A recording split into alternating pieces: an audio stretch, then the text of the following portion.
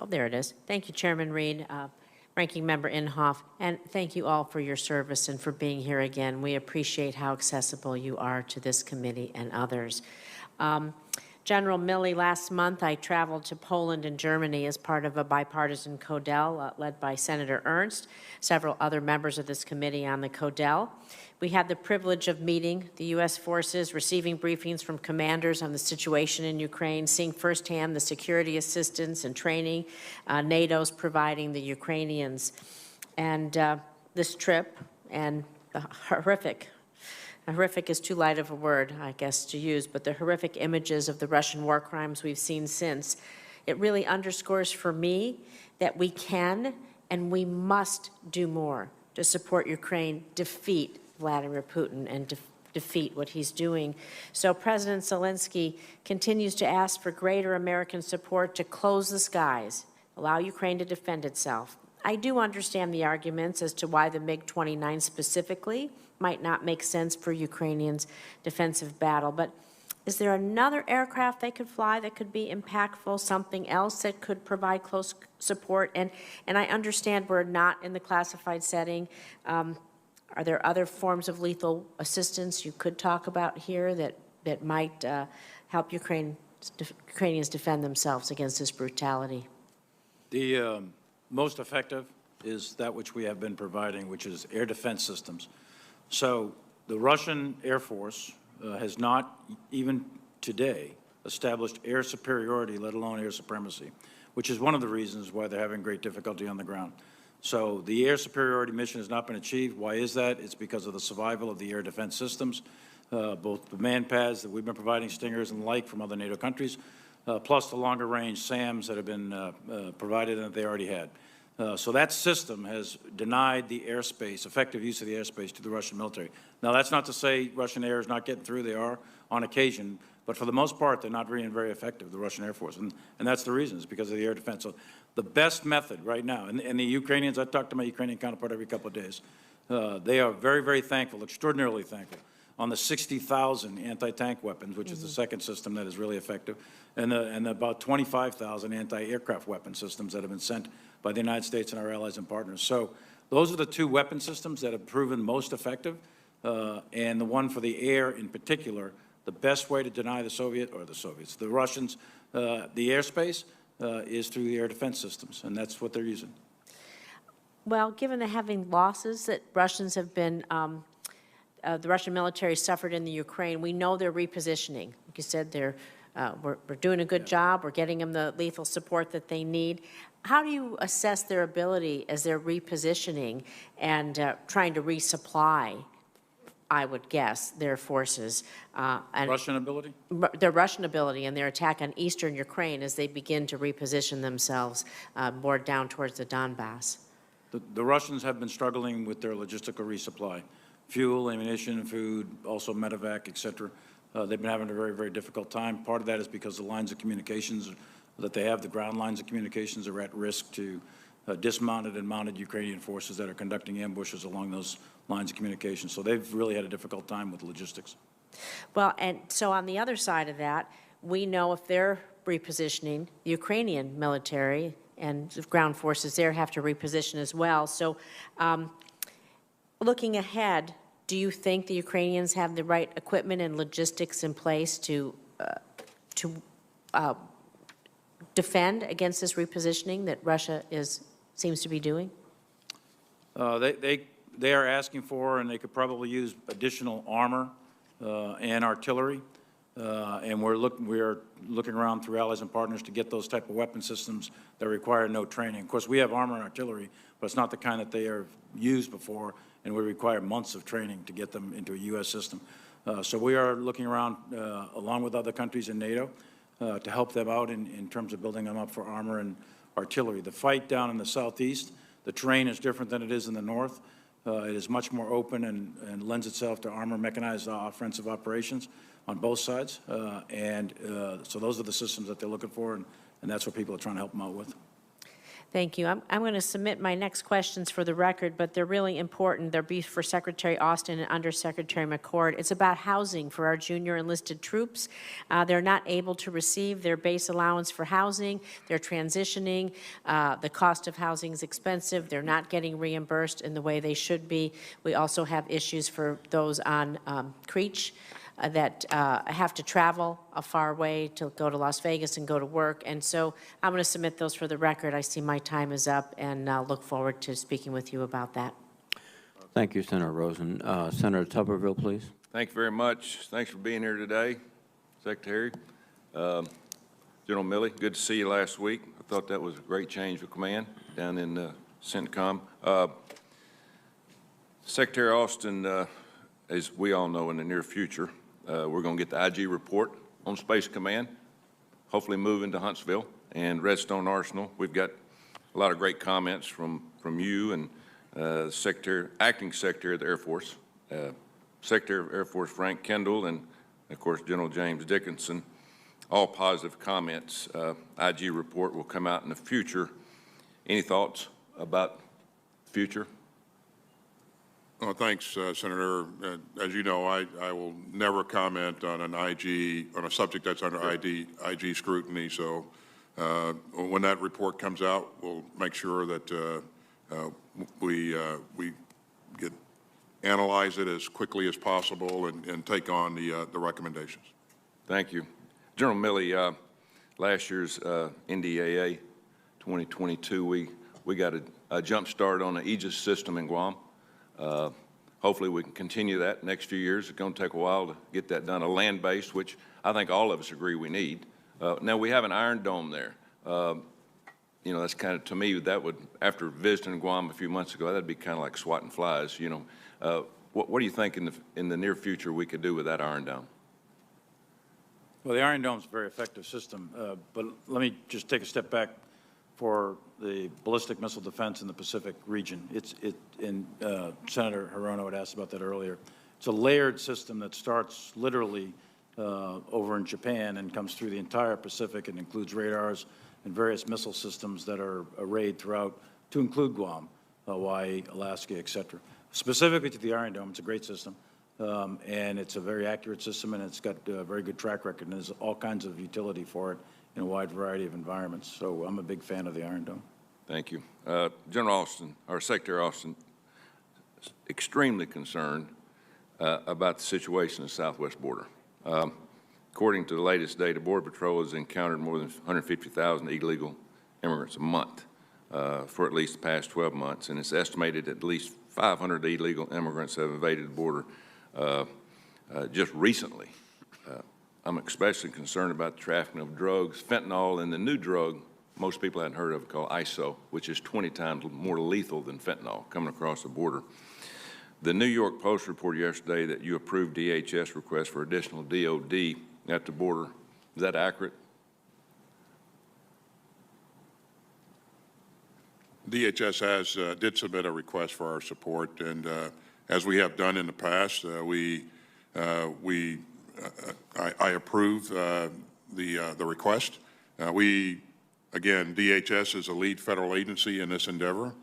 We provide enabling support to DHS when and where we can and where legally possible. Yeah, it's obviously we need help, especially if we do away with Title 42, which it looks like it's coming. Have you done any assessment of, or has Secretary give you any assessment about how many we would need down there if we did do something in your purview? Secretary Mayorkas, obviously, Senator, will work up his requirements and his assessments and provide those to the President. And, you know, he certainly has not provided that assessment to me. Has he talked to you about it, you know, maybe in the future? Not about future requirements. He's only talked to me about current requirements. Yeah. Okay. I want to pick up where Senator Ernst was at the end of her questioning. I mean, anybody can answer this, but, you know, we're going to spend all this money on all this great equipment, and we're all good with that. But it takes people. It takes people to do that, and y'all know that. And I would love to see a better recruiting effort of spending some money, and because we're fighting big tech, we're fighting a lot of areas now. Being an all-volunteer Army, I think we got to put a larger foot forward in getting the best and the brightest young men and women in whatever part of our military. And I think it's going to be one of the most important things we do. We can't fight a war or have a deterrent unless people really understand we have got a fighting force that really is sold out on this country and wants to lay their life on the line. And just your thoughts, both of y'all's thoughts on that, real quick. I absolutely agree with you, sir. We need to continue to invest in the quality of our force. That's exactly what you've heard come from our Army leadership, the Secretary and the Chief, and it's what you'll hear coming from all of our secretaries. It's what we need, what's made us dominant and the best force in the world, and what we'll need to going forward to continue to be the best force in the world. And I just want to assure you and everyone that's listening that we have tremendous standards and we have tremendous people in uniform today. As we go forward, we have to take into account the future operating environment, changing the character of war. So our recruiting does need to be adjusted. We need to up our game, and we're going to have to look at, in some cases, look at different recruiting bases in order to get people for cyber and space and some of the other high-tech things, because we're moving in to literally a different era in warfare, and we are going to have to adjust our recruiting to match that future. Thank you. Thank you for your service. Thank you, Mr. Chair. Thank you, Senator Tucker. Senator Kelly, please. Thank you, Mr. Chairman, and thank you to all of you for being here today. Secretary Austin, I want to discuss PFAS contamination near military facilities. This is a big challenge in Arizona. Both the Phoenix and Tucson areas have growing PFAS plumes in the groundwater aquifers. And as we face worsening drought conditions along the Colorado River, groundwater will become a more important source of drinking water for our communities, including on military installations. The Department of Defense has remedial investigations into PFAS contamination in aquifers near both Luke Air Force Base and Davis-Monthan Air Force Base. Okay. While I understand that these investigations can take time and rely on scarce resources, affected communities, they can't move forward on permanent solutions with DOD until these investigations have concluded. With conditions on the Colorado River degrading rapidly, I mean, we're in a 1,200-year drought, or the worst drought in 1,200 years, and this one we're in has been going on for 20 years. It's significant. And I'm worried that we may need to rely on these groundwater aquifer sources as sources of drinking water instead of getting all of our drinking water off of the river.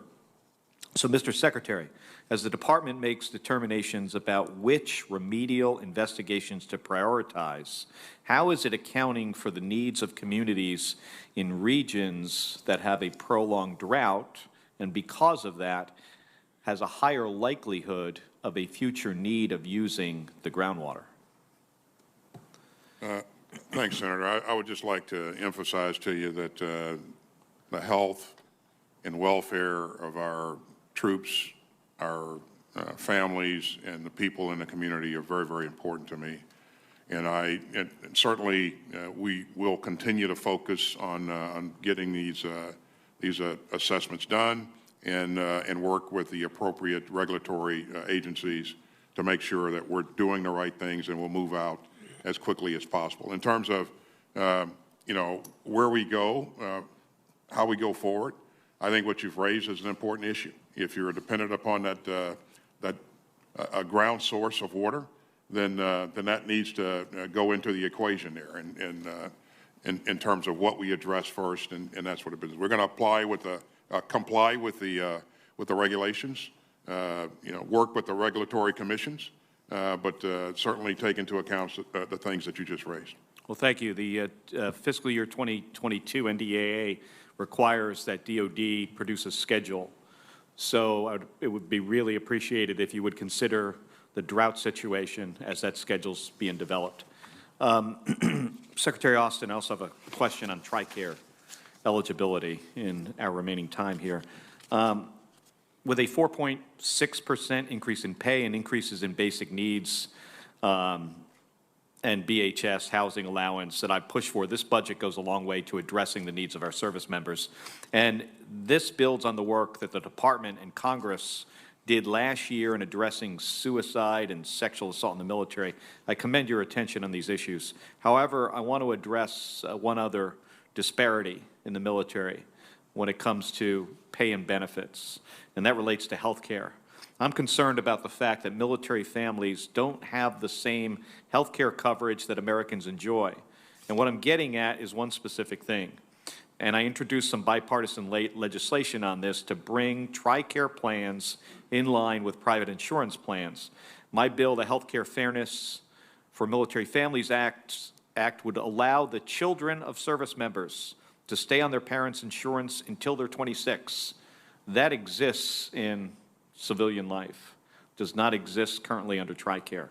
So, Mr. Secretary, can I get your commitment that you will work with my office and this committee on efforts to bring TRICARE in line with private insurance plans? Yes, Senator, you can.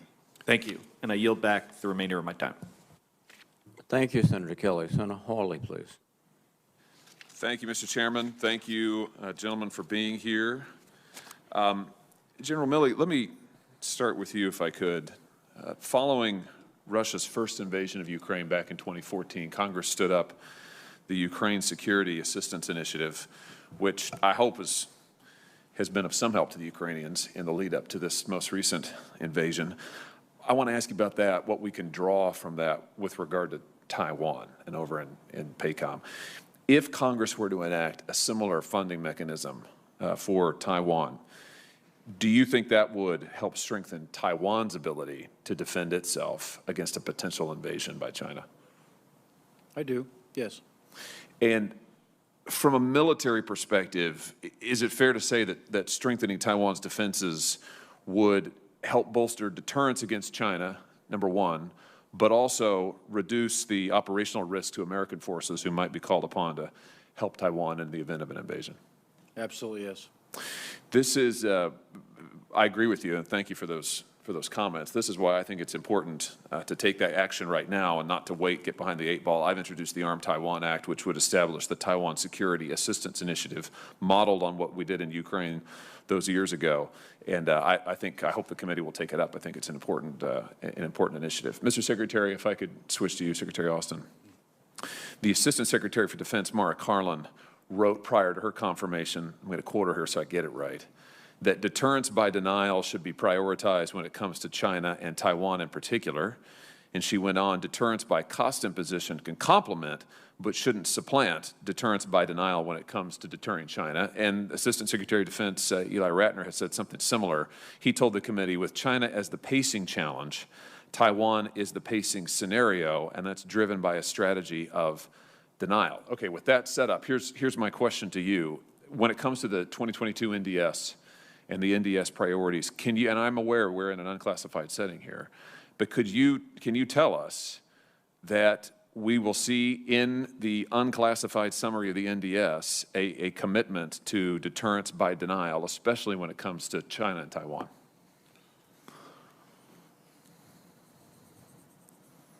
Our defense strategy accounts for the things that you just highlighted, Senator, which is why both of my assistant secretaries have highlighted that. But yeah, that's in the strategy, and we'll make sure that our unclassified version of the strategy appropriately reflects what's in the strategy. Good. So just to make sure I understand, when you say it's in the strategy, you mean It's accounted for in the strategy. Deterring by denial, deterrence by denial when it comes to China and Taiwan is in the strategy. Have I got that right? That's right. And then I can entertain your other questions in the classified setting. Great. But just fair enough. But just to close the loop on this, you said we would see that reflected in the unclassified summary when that's made available. What I said was you'll see the unclassified summary reflect what's in the classified summary. Okay. We need to be mindful of what's transportable, what we can move to the unclassified session. Okay. Good. Just staying on this theme here, Assistant Secretary Ratner has also testified that Taiwan is the pacing scenario. I think you've testified to that effect, Mr. Secretary. I know that General Milley has. I said that China was a pacing challenge. Okay, great. I think General Milley has said that the Taiwan scenario, the fait accompli scenario, is the pacing scenario. If I'm wrong about that, General, I don't want to put words in your mouth. You correct me. I know that Dr. Ratner has, so let's stick on that. I've said it before. Go ahead, General. No, I've said that before, and that's the scenario, that's one of the scenarios that we use for force development and so on and so forth. But thank you. It is clearly the most important. Thank you. So here is my question then to you, Mr. Secretary. Will we see that, the Taiwan scenario, the danger of a fait accompli, will we see that in the unclassified summary of the 2022 NDS? Again, I'll just say that the unclassified summary will reflect what's in the National Defense Strategy. In terms of specific wording, I won't commit to a specific wording at this point. So. Could I get you to commit to this? Would you echo what General Milley just said, and that I assume your assistant secretaries reflect your views, but that's exactly right. They do. Okay, and so could you tell me in your own words, though, Mr. Secretary? I mean, is it let me ask you this way. I don't want to put the words in your mouth, so let me ask you: is it your view that the Taiwan fait accompli scenario is the pacing scenario, just as China is the pacing threat? Is that fair to say? It is a pacing scenario, and I would say that our China policy has not changed. My time has expired. I'll have a few more follow-up questions, and hopefully also in the classified setting. Thank you, Mr. Chairman. Thank you, Senator Hawley. Senator Peters, please. Thank you, Mr. Chairman and gentlemen. Thank you for being here today. I understand that as part of the U.S. deterrence measures up to and after the invasion of Ukraine, there are now 3 U.S. armored brigades forward deployed in Europe. That's the most since early to the 2000s, when the U.S. made a strategic decision to permanently move its heavy armored forces out of Europe and bring them back to the United States. Recently, Army senior leaders have said that the strain on the Army's 11 active duty armored brigades, ABCTs, is at a high point, and noting that the rotational units basically need a 3-to-1 rotation or ratio to avoid excessive operational tempo, and that 11 active ABCTs falls short of a sustainable ratio.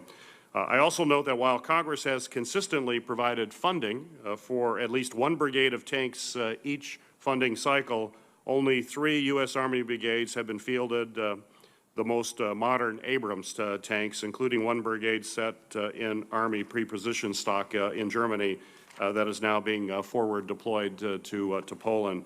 So my question for you, Secretary Austin, do you think that we need more armored forces now than we did last year as this budget was being developed, both in terms of those armored brigades forward deployed to Europe and those which we could rotate worldwide? Thanks, Senator. I truly believe that we have what we need currently as we figure out the future footprint in NATO, especially on the eastern flank. If we have additional requirements, then certainly we'll come back and ask for additional resources. I'd remind you that we have over 100,000 troops in either stationed in Europe or deployed to Europe or operating in Europe's waters, and so we have a robust capability there now. We were able to do what we did recently, as you heard me say, Senator, because of what you did earlier to provide us with the resources in EDI.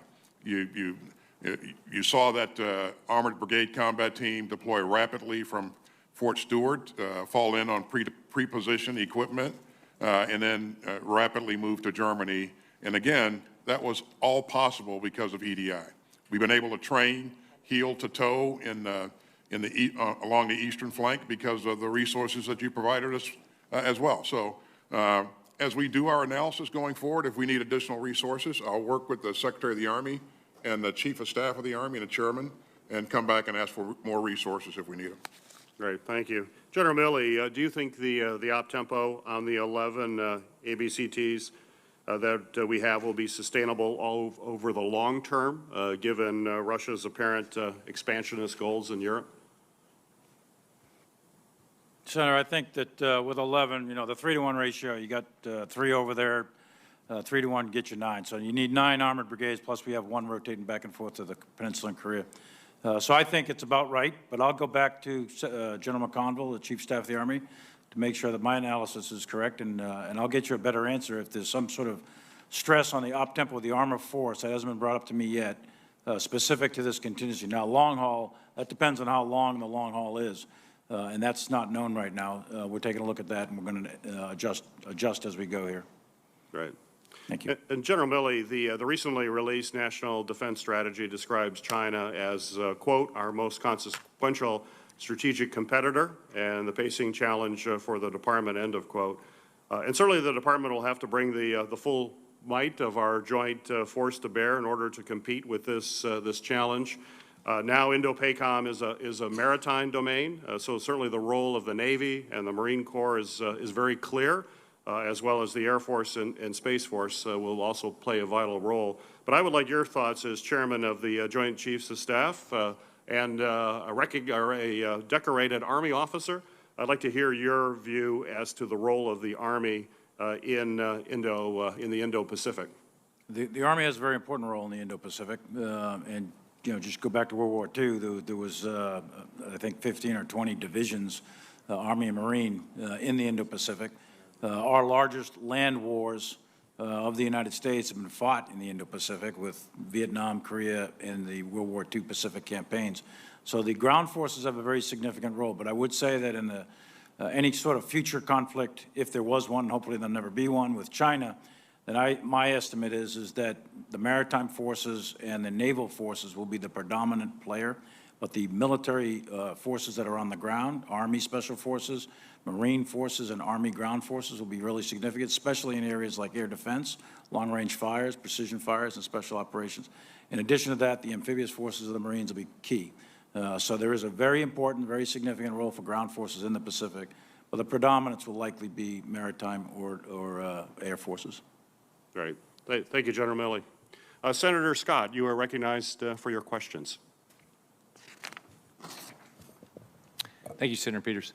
Thank each of you for being here. Thank you for your hard work. I know this is a very, this is a tough time to serve. I mean, this is probably, in my lifetime, this is one of the most difficult times to serve with all of our enemies. I share the concerns of the ranking member and many of my colleagues in the Senate that President Biden's budget request does not reflect our current defense needs. After many years of underspending, we recently began to grow the defense budget in line with the threats we face, particularly Communist China. Still, just last year, we had to increase the President's budget by more than $25 billion, and for months now, we've been urging the administration to increase our defense spending so that we can meet our modernization needs, deter and, if needed, defeat our enemies, and overcome the impact of the terrible inflation this administration has caused with reckless spending. So we're living in some of the most difficult times since the Cold War, with Communist China, Russia, Iran, and North Korea flexing their muscles, increasing their hostility to us and our allies. But you wouldn't know it based on this budget request.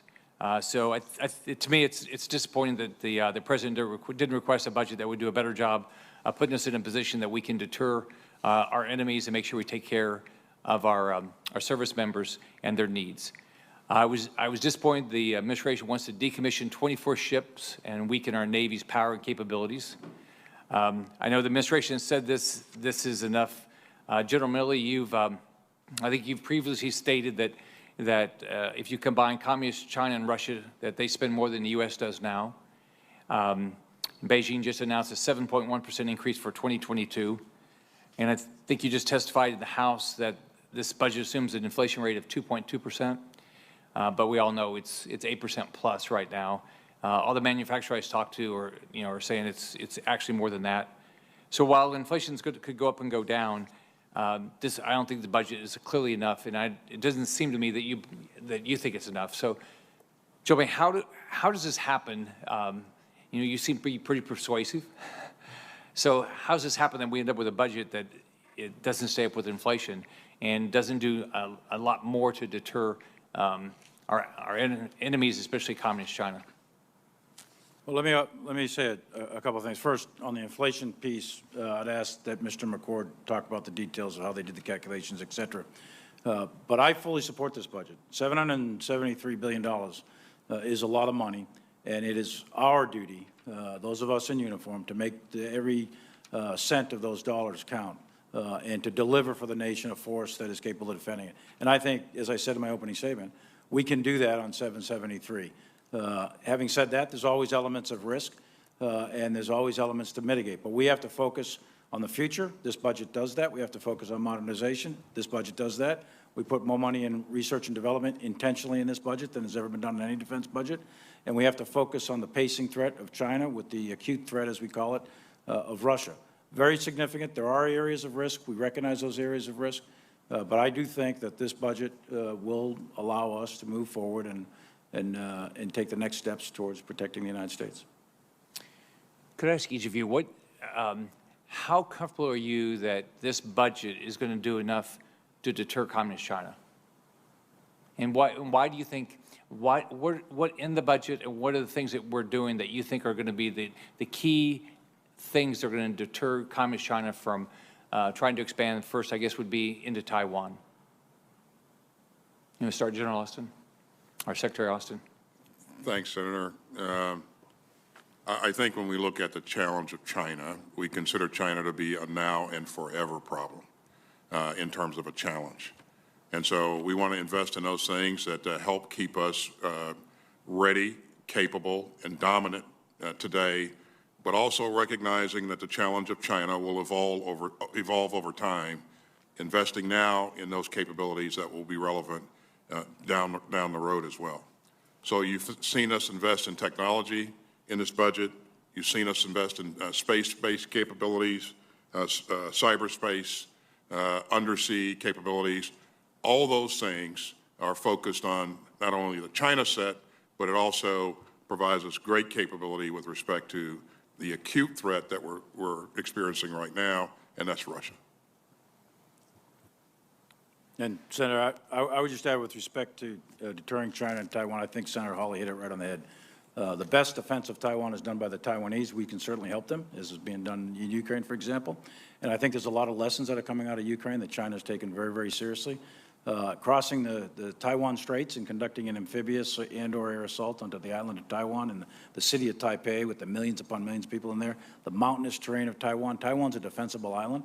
We just need to help the Taiwanese to defend it a little bit better. And we can do that. But that is the best deterrent, is to make sure that, deterrent by denial, to make sure that the Chinese know that if they were to attack Taiwan, it's a very, very difficult objective to take. Thank each of you. I know this is a very difficult time. I mean, in my lifetime, I don't think we've ever had a threat like we have now with what Putin's doing and what Xi says he's going to do. So thank you for what you're doing. Thank you, Senator Scott. And the chairman is still voting, so I get to recognize myself. Serving is truly a selfless act, and I want to thank each of our witnesses for your service and commitment to our national security. That service comes with honor and strength, as well as pride and humility. These attributes make our military the most capable, most combat-credible force in the world. You already know this. But to ensure that this continues long into the future, we must take care of the military's most important assets, our people. Each of you have spoken to this. As leaders, we must remove barriers our military members face in supporting their families as well. This is an important readiness issue. Knowing that their family is safe and healthy relieves a burden on service members so that they can better focus on the mission and, if necessary, fight for the safety of others.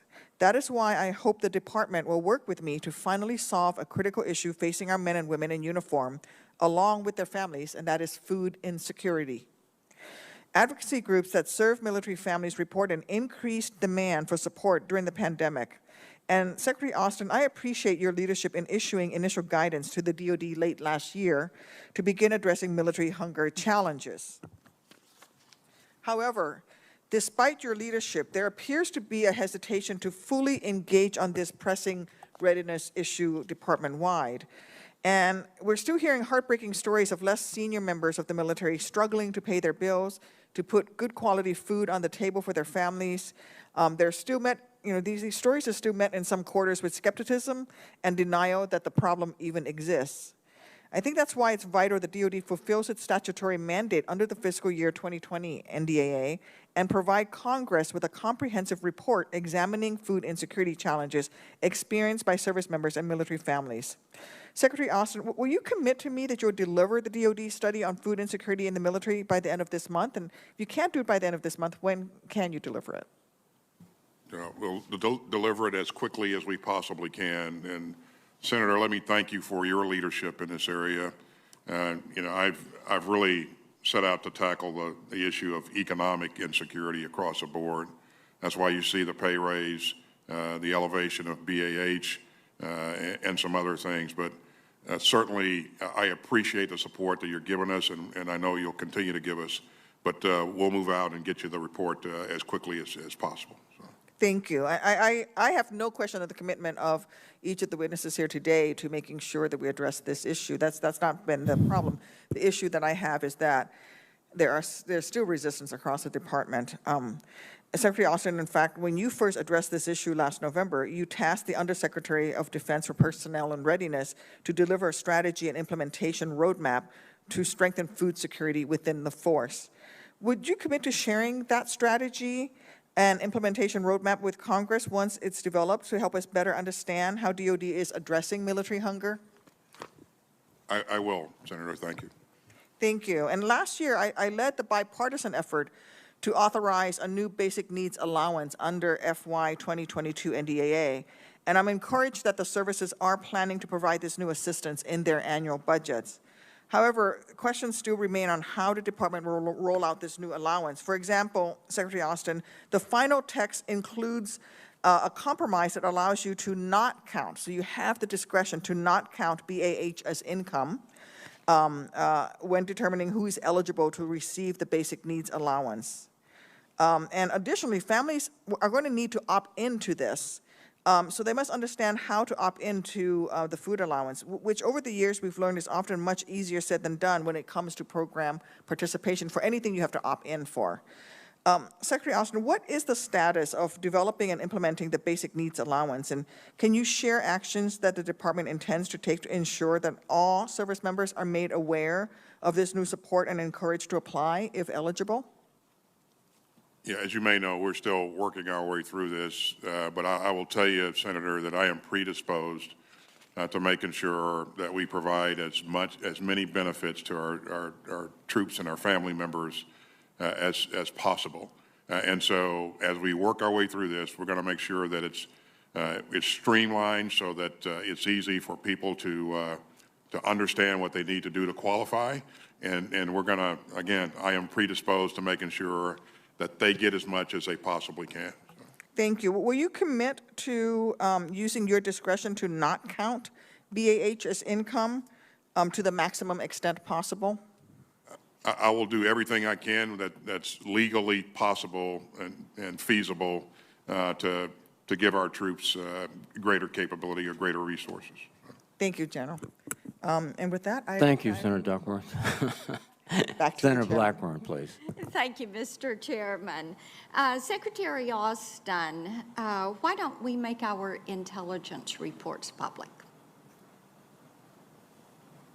We share as much as we can from our intel reports, but as you know, we have to be careful about protecting sources and methods, right, so that we don't lose capability. And would you agree that giving our adversaries access to our intel reports is a poor decision? Exactly. I think that's something that we absolutely work to avoid. Okay, and so then why did senior Biden officials hold nearly half a dozen meetings with top Chinese officials to give them information on Russian troop movements? I don't know I don't have insights on any occurrences like that. So. Okay, it seems the Chinese called up their comrades in Russia and sent Moscow the intel that Biden staffers provided them. And it appears that U.S. officials knew Beijing gave the intel to Moscow. So I would imagine you do not support giving Russia our intelligence. I am unfamiliar with Okay. the issue that you raised, Okay. but you are right. I do not support giving our All adversaries. right, General Milley, under what circumstances, if any, have you advised intelligence sharing with Beijing? Zero. Never. Thank you. Given what we know now about how that subsequently shared information, this intelligence went to Moscow, what would you advise for similar scenarios going forward? I don't think you should give intelligence Okay. to your adversary, period. Thank you. What senior leader is ultimately responsible for this decision of intel sharing? Is it you? Is it Secretary Austin? Is it Jake Sullivan? Is it the president? Who is it? I'll let I mean, my opinion is, I'll give you a couple answers to that. One is the Director of National Intelligence is responsible for all the intelligence agencies and the National Intelligence. DNI, April Haynes. So that's the Okay. person who's technically responsible, but obviously the president is responsible for everything that the government does, the executive branch does. And then each of us are responsible within our areas of responsibility. So, under what authorities would we share our intelligence with Beijing? I would ask that you ask these questions of the DNI. However, my knowledge of the system is that the president and/or the Director of National Intelligence, or perhaps the Director of the CIA or something like that, does have authorities, but I don't know what those are specifically, and it's not something I can answer with accuracy. So it's not a practice you approve of, but we do know that it has happened, correct? I don't know that it's happened. I'm not aware of what you're talking about, actually. Okay. We've talked a good bit about Afghanistan today. So did Biden's precipitous withdrawal from Afghanistan, which really fed perceptions of America in retreat, did that play a role in shaping Putin's decision to invade Ukraine? From the intelligence I've read, it's not clear. I think it certainly is possible, but I also know that Putin had aims on Ukraine long before the end of the war in Afghanistan. In fact, I in think October, we all know that. Yeah, And so and- he saw his opening, right? well, the forces were building up. They began to build up their forces in September, October. So Right. I think in order to do that, they would have had to have the plans and approval long before September, October. Right. They have a habit of moving forward at the end of the Olympics. They did it in Yeah, 08, sure. they did it in 14. We were watching, and the White House chose not to move forward. I want to ask you, you have both failed, and this comes to each of you, to share with us the budget line items for diversity and inclusion initiatives, and much less any way that you would tie those initiatives to war fighting.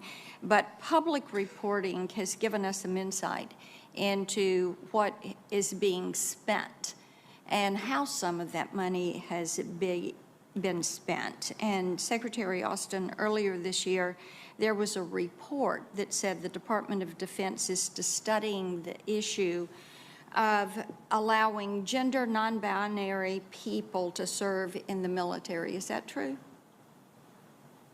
I am supportive of allowing any person that's eligible and can meet the qualifications to serve their country. And who is involved in the study? Are uniformed military personnel involved? I can't speak to, Okay. at this point, who's involved in any of the studies that we have ongoing, just off the top of my head, but I'll certainly take the question for you. And what will the living arrangements be made for non-binary service members? Are you all going to come back to us and ask for an appropriation for housing? Senator, any study that we do, it will certainly be transparent and make it available to you. And what about gender fluid individuals? How will you handle a service member who identifies as male on some days and female on other days, or polygender I won't. individuals? I don't care to speculate on you know, what we're going to ask you for, or what we're going to, how we're going to qualify people. Again, some of this is in litigation in various states, and, you know, I think it's best to take your question for the record. Okay. I have some questions, Mr. Chairman, that I'll submit for the record. But Thank you, Senator. Secretary Austin, I do have some questions on hypersonics. Well, we will be going immediately, Senator Blackburn, into a classified session, and those questions I think could be answered there. Gentlemen, let me thank you for your testimony. We will adjourn the open hearing and reconstitute the committee in SV 217 at 12:30. At this point, I will adjourn the open session and join you at 2:30 at SVC 217. Thank you.